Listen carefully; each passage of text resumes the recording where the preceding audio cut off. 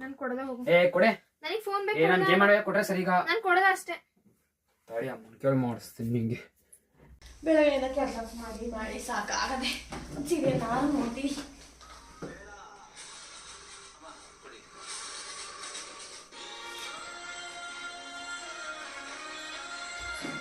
ಅಮ್ಮ ಬಂದಾಗ್ಲೆ ಏನಪ್ಪಾ ತನು ರೂಮಲ್ಲಿ ಕುತ್ಕೊಂಡು ಓದ್ಕತೆ ಇಲ್ಲ. ಏನ್ ಮಾಡ್ತಾವಳೆ? ಅದಕ್ಕೆ ಮತ್ತೆ ಎಕ್ಸಾಮ್ ಎಲ್ಲ ಕಮ್ಮಿ ಮಾರ್ಕ್ಸ್ ತೆಗಿತಾರದು. ಆ ರಚನೆ ಹಾಕೊಂಡು ನೋಡು ಎಷ್ಟು ತೆಗ್ದಿದೆ ಅಂತ. ಎಲ್ಲ ಓದ್ ಎಕ್ಸಾಮ್ 90% ತೆಗ್ದಿದೆ. ತನು ಮಾತ್ರ 40% ತೆಗ್ದವಳೆ. ಮಾಡ್ತೀನಿ ತಾಳೊಳಗೆ, ಮಾಡ್ತೀನಿ ಇರೋಳಗೆ.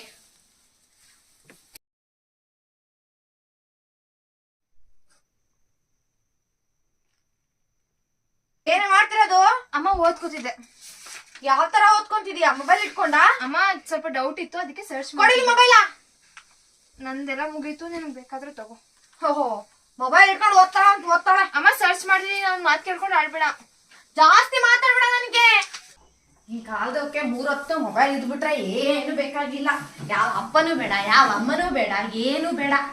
ಬರೀ ಮೊಬೈಲು ಮೊಬೈಲು ಮೊಬೈಲು ಅಂತಿರ್ತವೆ. ಅಯ್ಯೋ ಕರ್ಮ ಕರ್ಮ ಅಷ್ಟೇ.